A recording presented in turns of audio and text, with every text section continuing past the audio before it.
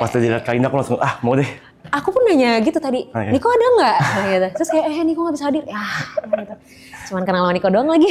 Ternyata keburu ya Buntung. Ternyata keburu. Oke, gimana kabarnya hari ini, Dik? Baik Kak. Baik. Oke. Dengar-dengar baru landing dari Bali.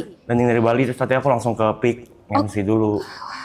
Gitu. Best. Tapi udah cukup istirahat?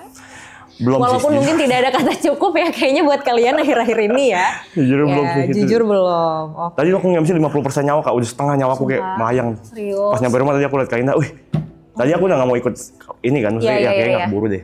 Pas liat Kak Indah, Kak Indah yaudah deh. Terima kasih loh, aku merasa sangat tersanjung jadinya. Tapi tuh ini sih, maksudnya tuh emang kejadian karena apa ya, kayak kita present something ke orang lain, terutama kayak berhubungan sama kayak apa ya, sesuatu yang berkaitan sama pekerjaan-pekerjaan kayak MC gitu kan, psikolog gitu. Itu kan kita harus all out ya gitu, walau kita capek atau apa segala macam.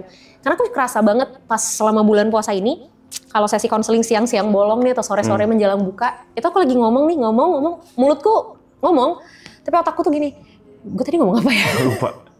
Gue ngomong apa sih gitu, kayak ini gue mau bahas apa sih gitu ya. Emang tantangannya, jadi aku paham banget pas tadi kamu bilang kayak benar-benar sisa 50% pas kamu MC. Tapi keren sih, kamu tetap profesional jalanin itu.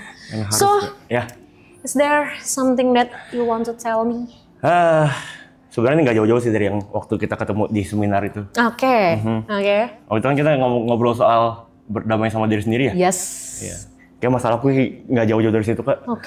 Jadi kayak aku merasa dalam satu state aku berhasil berdamai sama diri sendiri, kayak aku bisa menertawakan segala sesuatu yang mungkin belum berhasil di hidup aku gitu.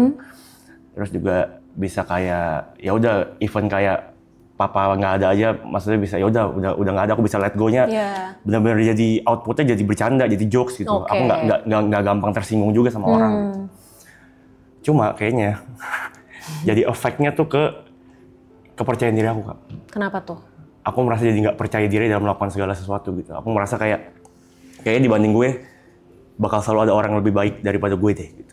Of course. Ya, dan aku merasa kayak dalam setiap kesempatan yang aku terima, aku mikir tuh jadi kayak worst case-nya dulu dibanding best situation yang bisa terjadi.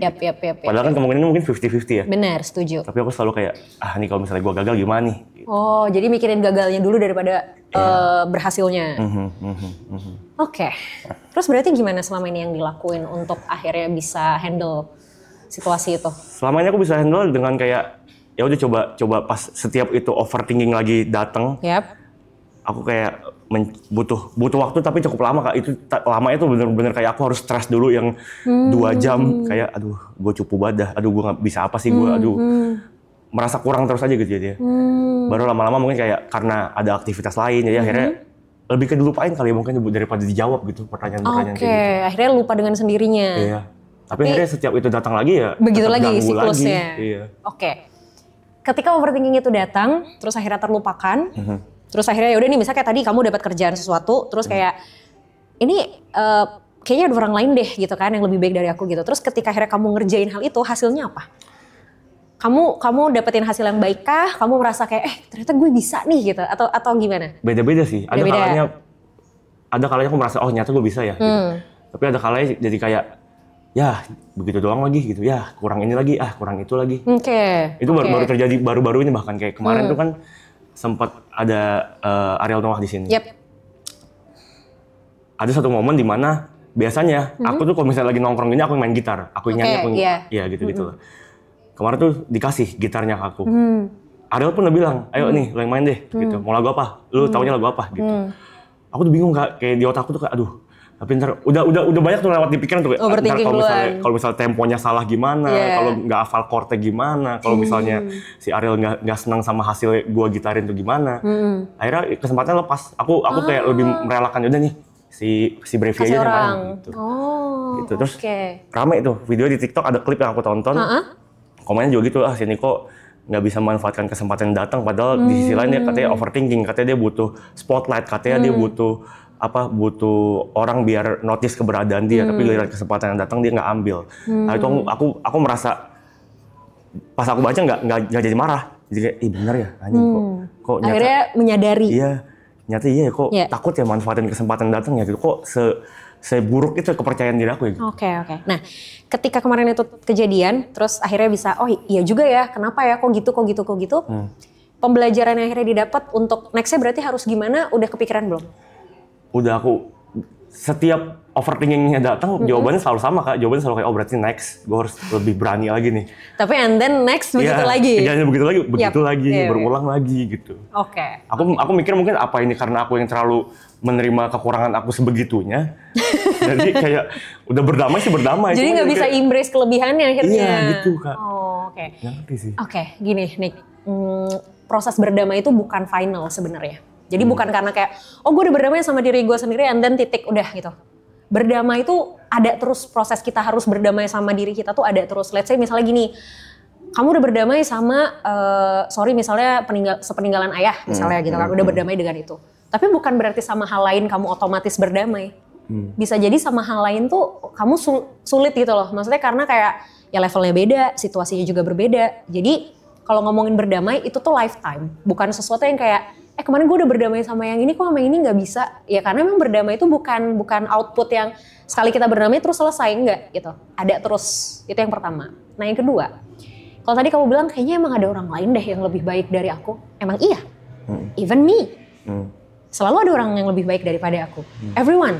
Misalnya siapapun gitu. Siapapun tuh, misalnya Gary gitu kan. Selalu ada orang lain yang lebih baik dari dia. Atau Arab, selalu ada orang lain yang lebih baik dari dia. Selalu ada orang lain di sekitar kita yang lebih baik dari kita. Tapi ada orang lain yang lebih baik dari kita bukan berarti kita jadinya terlihat buruk. Gitu loh. Ketika ada orang lain yang lebih baik dari kita bukan berarti kita gak baik. Gitu. Karena ya misal deh gini deh, anak kecil sekolah dasar, anak kelas 6 SD sama anak kelas 4 SD. Siapa yang lebih banyak tahu tentang pelajaran harusnya? Anak kelas 6. Anak kelas 6 dong. Ya. Tapi apakah anak kelas 4 SD pasti tidak lebih pintar? Belum tentu. Karena bisa jadi dia pintar di saat dia kelas 4 itu. Atau dia pintar di bidangnya.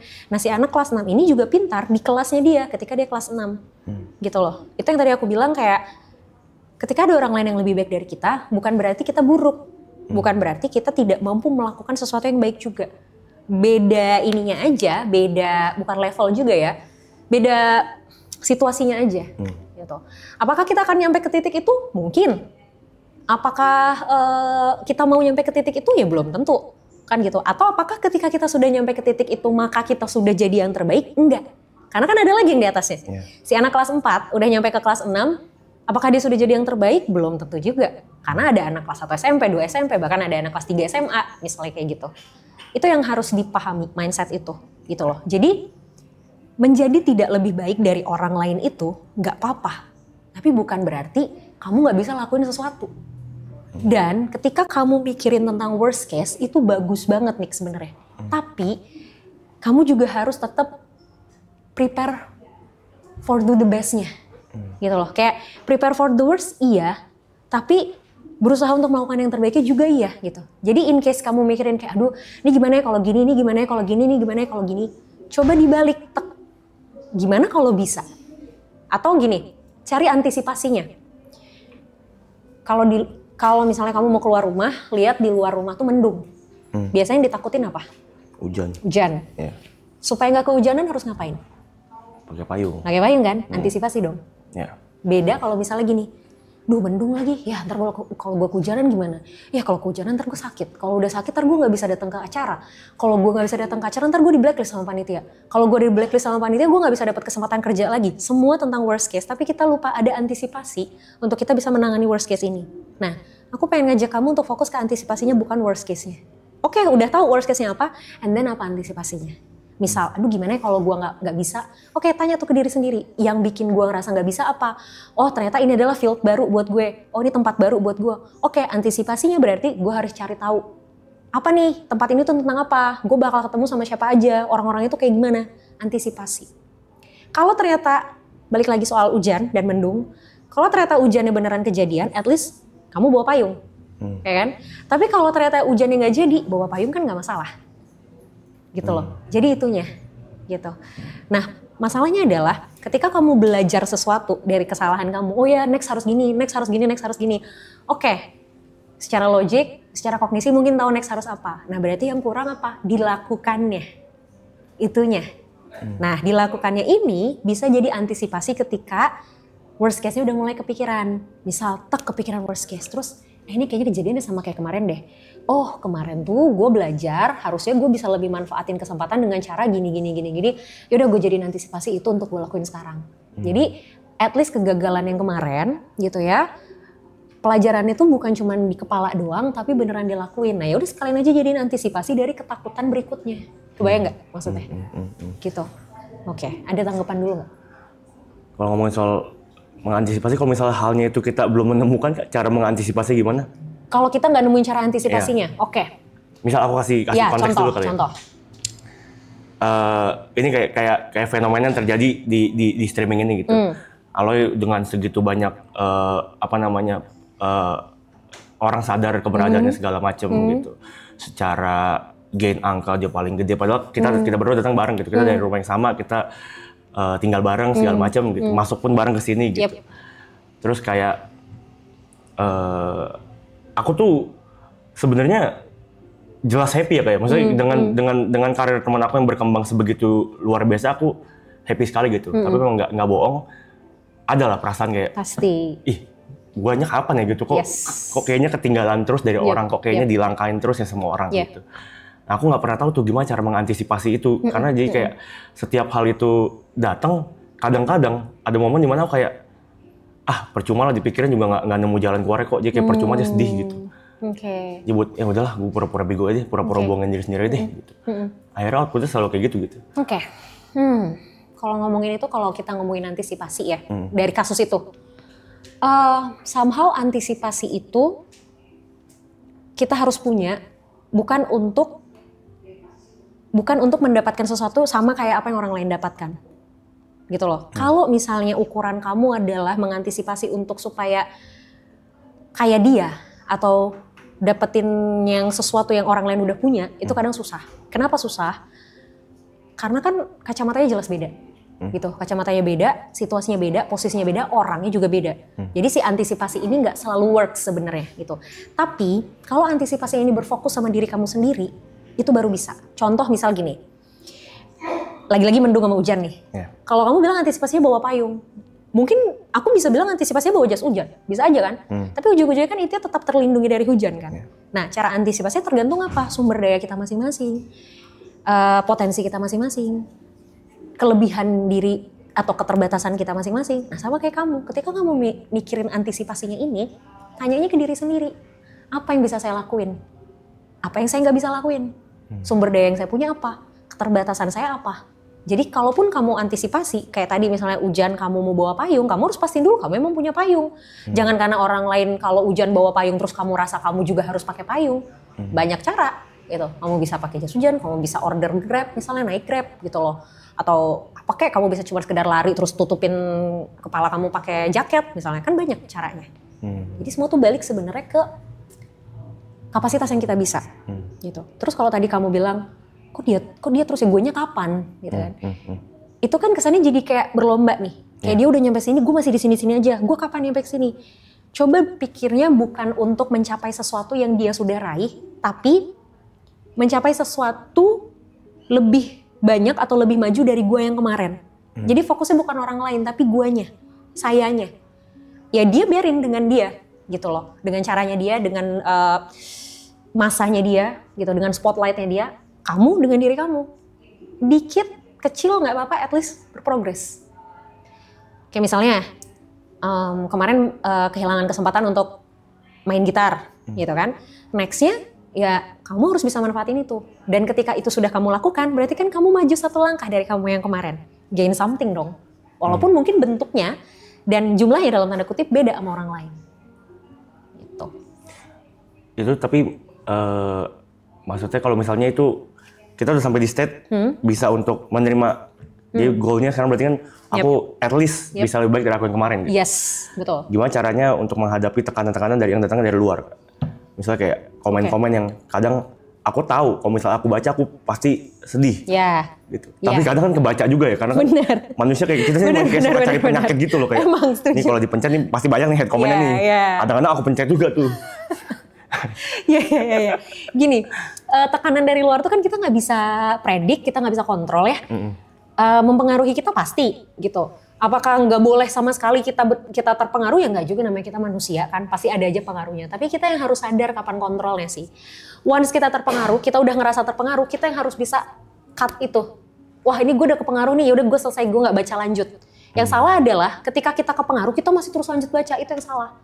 Gitu loh. Misal nih contoh nih, aku pun sampai sekarang jujur masih suka kepengaruh kok sama komen-komen, apalagi kalau kayak ada orang-orang yang nggak setuju gitu sama pendapat gitu, itu kayak gitu kan. Tapi kalau aku ngerasa nih aku udah mulai, kalau aku patokannya gini, kalau aku udah mulai ngebales head comment, udah mulai ngetik, itu tuh jadi warning buat aku bahwa dah nggak, lo udah kepancing nih dah, nggak bisa dah, lo harus diem dah. Jadi kalau udah mulai aku diem, aku hapus, aku tinggalin. Itu event balasnya nggak marah gak? Nah kalau udah marah, kalau nggak marah tuh kadang masih aku lanjutin. Misal ada yang, kalau aku kan bisa gini, kalau ada yang head comment, kadang tuh kalau lagi moodnya bagus nih gitu, aku balas tapi nggak marah gitu, aku balas nggak marah gitu kan, ya udah itu masih kayak ya udah aku biarkan diriku melakukan itu. Tapi kalau aku udah kepancing terus aku dengan jelas tuh ngetiknya cepet-cepet, terus kayak kalimatnya udah mulai mengarah ke emosional, itu pasti aku langsung hapus, aku pindah gitu. Entah aku tutup komennya atau ya aku pindah ke konten lain atau ya aku scroll aja gitu. Jadi kalau kita 100% menghindari diri kita untuk nggak baca head comment susah. Pasti kan ya tadi ya kepencet lah, ya tetap kebaca lah, atau sengaja atau nggak sengaja itu susah. Tapi kita yang harus punya kontrol ketika ini sudah kebaca dan kitanya sudah mulai nggak enak di sini, itu kita yang harus tahu kapan ngeremnya. Itu yang terpenting sebenarnya. Gitu. Oke?